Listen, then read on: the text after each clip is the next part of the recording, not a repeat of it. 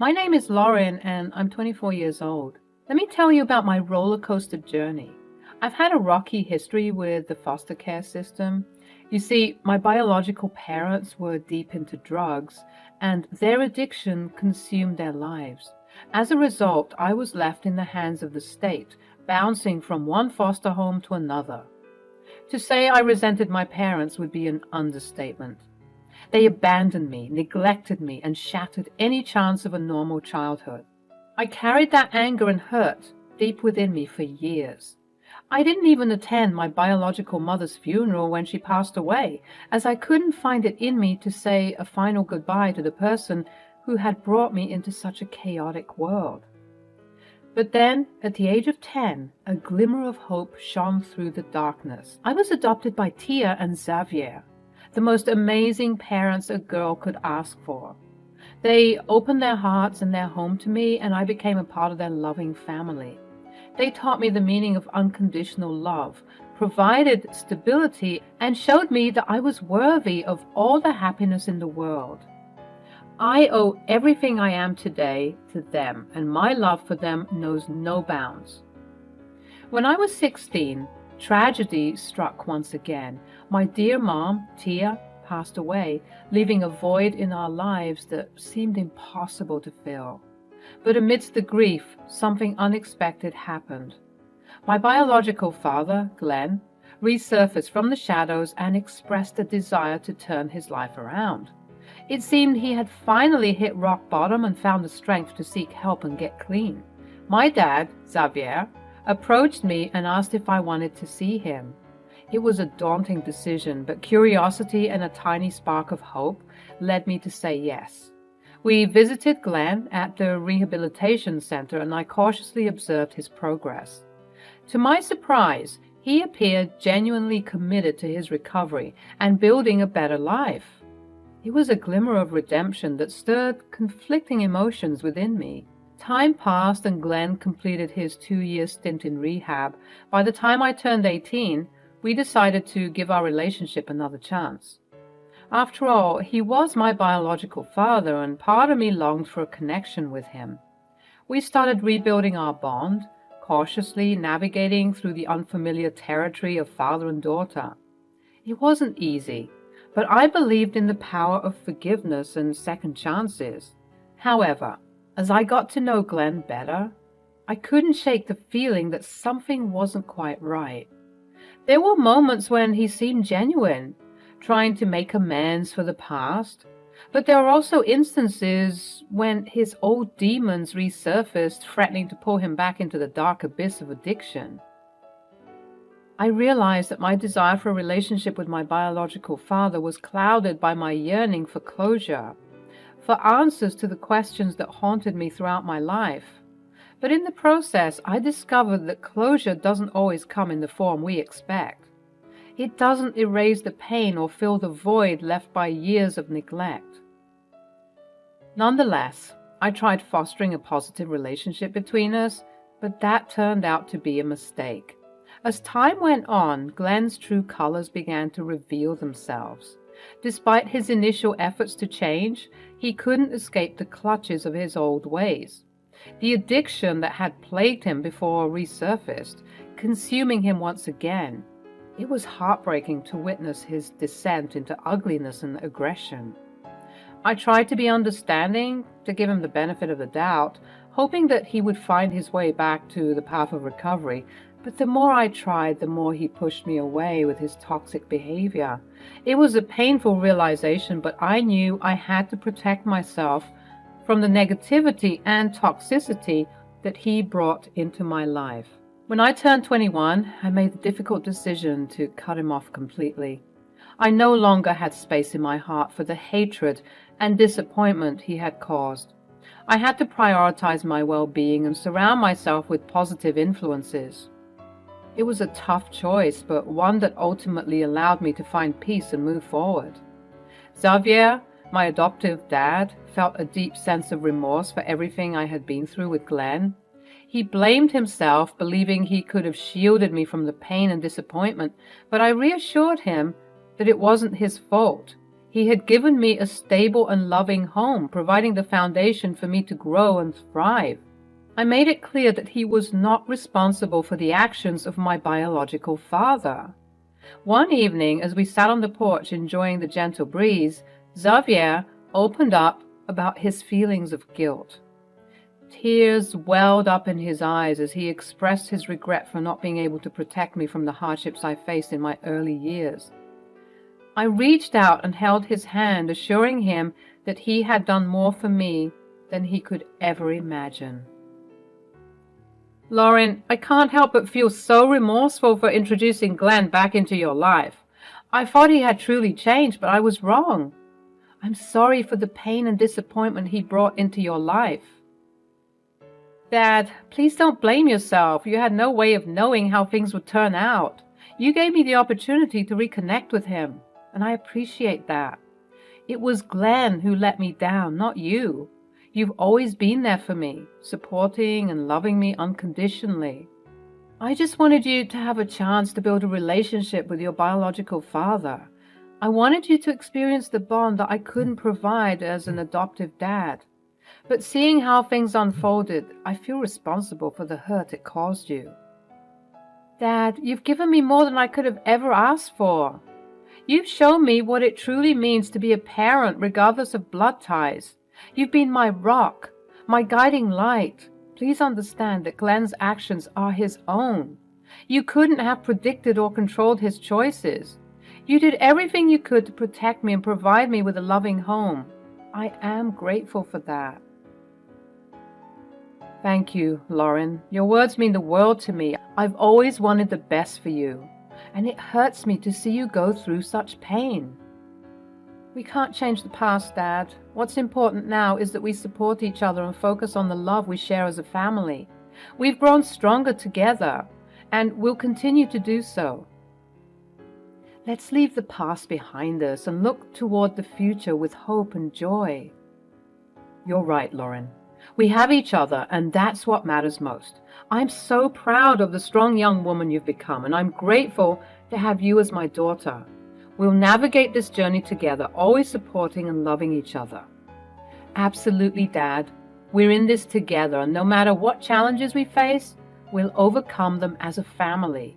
I love you, Dad. I love you too, Lauren, forever and always. I was so glad that we had this moment of clarity. This was yet another reason for me to believe that blood isn't thicker than water, and that the people who you call family are the ones who have conversations like this with you. Anyways, despite going through a lot of trauma in my childhood, it seemed as though my young adulthood had more promising outcomes as I met Rick. He made me feel so special, and I knew the moment I met him that he was the one for me. It looked like my life was finally turning around, and I was so ready to embrace the wonderful changes that were coming my way. Not too soon afterward, I was about to marry the love of my life, Rick. We had been together for 3 amazing years, filled with love, laughter, and support.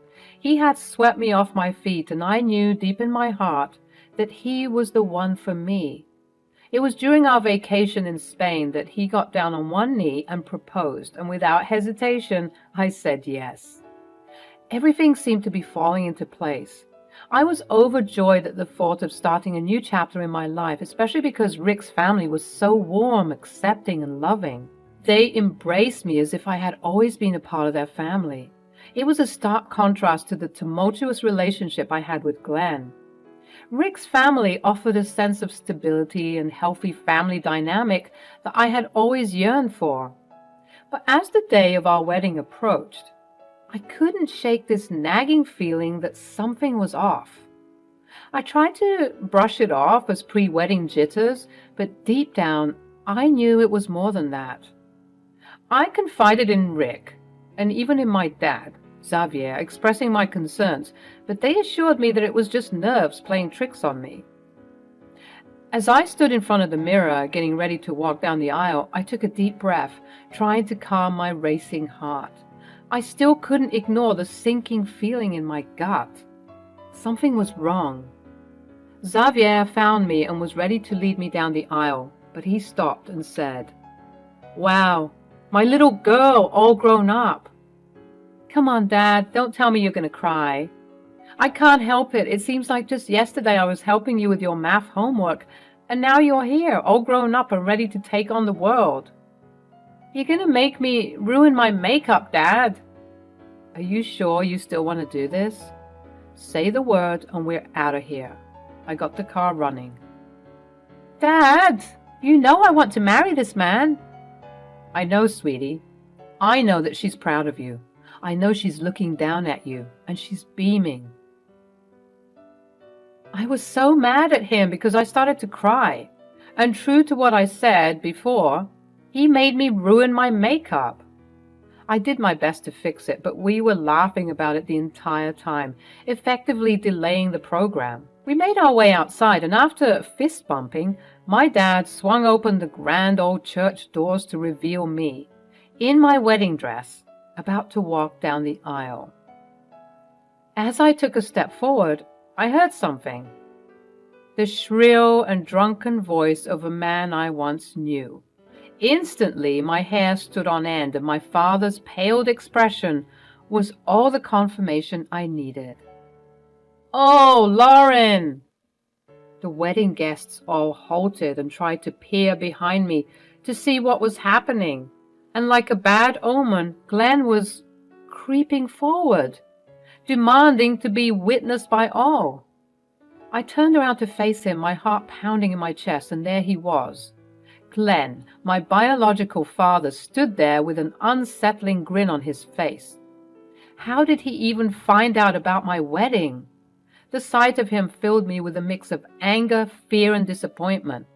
I had cut him off completely, and now he dared to show up uninvited, potentially ruining one of the most important days of my life. I knew this was too good to be true. My mind raced, contemplating what to do next. Should I confront him? Should I ignore him and focus on the happiness that awaited me just a few steps away? I looked at Rick, who was at the altar, searching for reassurance, and he sent me a sympathetic glance, implying that he didn't know what to do, but that he got my back, no matter what. I then turned to Xavier, who squeezed my hand gently, his eyes filled with understanding. At that moment, I knew I wasn't alone. Rick and Xavier would support me no matter what decision I made. Taking a deep breath, I made a choice. I refused to let Glenn's presence overshadow the joy and love that surrounded me. I would not allow him to taint this special day. With determination in my eyes, I straightened my veil, held my head high, and locked eyes with Xavier. Together, we would face whatever challenges came our way because we were a family. A strong and loving family that had overcome so much. I began walking down the aisle, and the church music awkwardly started up again after stopping. Glenn apparently couldn't take the hint, and he emerged from the shadows, and in full view, he said, "Oh, my baby, why aren't you paying attention to me? Why did you leave me?"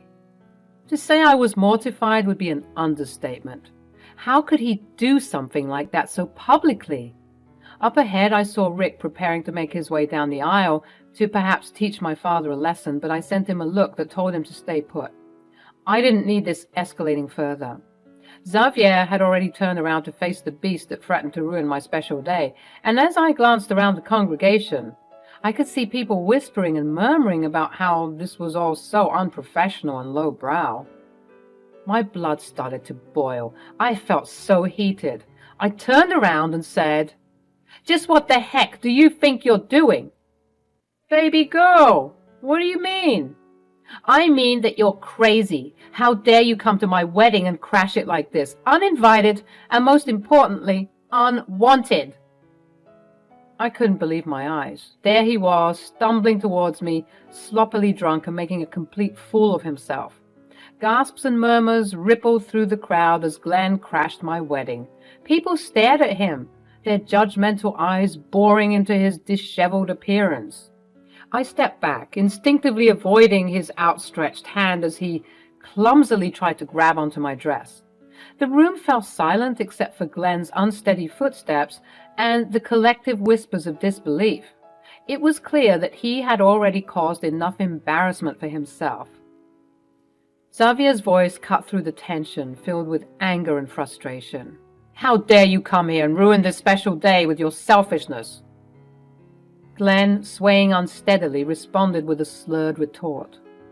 "It's my right as a father to walk my baby girl down the aisle. How could you not tell me you were getting married?" Anger surged through me as I shouted back, unable to contain my pent-up emotions any longer. "You don't get to claim that right after everything you've done. You abandoned me, treated me horribly, and subjected me to your constant shouting for no reason." Glenn attempted to silence me. His eyes filled with desperation, he harshly whispered so that the crowd couldn't hear. "Don't mention anything about my past. I'm here to do better. These people don't need to know anything." "Trust me, buddy. Everyone here can tell that you're drunk." "You think I'm embarrassing you by exposing the truth?" "Yes." "Oh, you'll feel embarrassed, all right. Everyone deserves to know the kind of man you truly are." I laid bare all the painful memories, exposing him to the drug abuse, the abandonment, and the emotional abuse I had endured due to his insolence. The crowd, once filled with curiosity and shock, now brimmed with anger and disgust towards Glenn. They witnessed the extent of his toxic behavior and the impact it had on my life. Amidst it all, I caught a glimpse of Rick standing on the sidelines, his eyes filled with unwavering support and admiration. He cheered me on silently, his love and belief in me shining through. At that moment, surrounded by the emotions swirling around me, I realized that I had made the right decision, to expose my biological dad in front of everyone. I turned to him to find himself shaking with a mixture of anger and fear. That's not true, Erin." "Erin? That's your name, isn't it?" "How pathetic. You can't even remember your daughter's name." "Whatever. I demand that you let me walk you down the aisle. Right this instant. I'm your father." No, you're not." "What?" "You heard me. You're not my father. We might share the same DNA, but trust me, you are the last person I would refer to as a father figure. Xavier is my real father, and I'm going to shout it from the rooftops for everyone to hear because he's been the one who was taking care of me all these years. He's protected and guided me while you were out doing drugs and being reckless. So no, you will not walk me down the aisle. I'm going to have my real father do it." Glenn couldn't seem to understand that I didn't want him. He really thought that he could just waltz his way in here and treat me so horrendously. But he was wrong. I had done a lot of growth since the last time I met him, and although he was used to me taking him back, giving him chance after chance to do better, this time was different. Glenn looked at Xavier with hatred, and eventually his eyes wandered around the crowd, meeting people's looks of disgust with his feelings of embarrassment. He certainly wasn't expecting me to air out his dirty laundry like that, but I did. And I'm glad I did it, because I have nothing to be ashamed for. He was the one who abandoned me and abused me, not the other way around. And if he had the gall to make demands to me on my wedding day, then surely he would have the gall to be exposed. But clearly that wasn't the case. Glenn's embarrassment was palpable as the truth still hung heavy in the air. The crowd's disapproval intensified, their scorn pushing him further into isolation and fear. The security guards finally arriving at the scene swiftly escorted Glenn out of the venue, away from the prying eyes of the guests. The cheers and applause that had accompanied my walk down the aisle now echoed through the room, mingling with the sounds of sobbing from those who had been moved by my painful past. I smiled up at Xavier, gratitude filling my heart as he led me towards my future. The warmth of his hand in mine reassured me that I had made the right choice, sticking by my father, who took care of me instead of the father who was related to me. The ceremony proceeded as planned, filled with love and support from our friends and family, despite the debacle that threatened to ruin everything moments prior. But the aftermath of Glenn's actions didn't end there. News quickly spread about his attempt to ruin my wedding, and the community turned against him. Glenn became a social outcast, ostracized for his selfishness and the pain he had caused. It weighed heavily on him, pushing him further into his destructive tendencies. In his shame, he went on a drug bender and disappeared from our lives. So as for Glenn, his actions had consequences. The revelation of his attempt to disrupt our wedding tarnished his reputation. The guilt and shame overwhelmed him and he vanished, leaving behind a void of unanswered questions. His absence only confirmed that I had made the right decision in choosing to be with someone who genuinely loved and supported me. In the midst of it all, I found solace and happiness with Xavier by my side. Our bond grew stronger, and he continued to be the loving and supporting father figure I had always cherished. I was grateful that Glenn was finally out of my life for good, allowing me to embrace the love and stability that Xavier had provided throughout my journey. Rick and I embarked on a new chapter together, building a life filled with love, understanding, and healing. We cherished every moment, grateful for the strength we had gained from overcoming our past. Glenn's absence served as a reminder of the toxic cycle we had broken free from, allowing us to appreciate the peace and happiness we had found. And so, with Glenn's presence serving as a distant memory, I focused on nurturing my relationships, living a life filled with joy and remaining forever grateful for the love and support that surrounded me.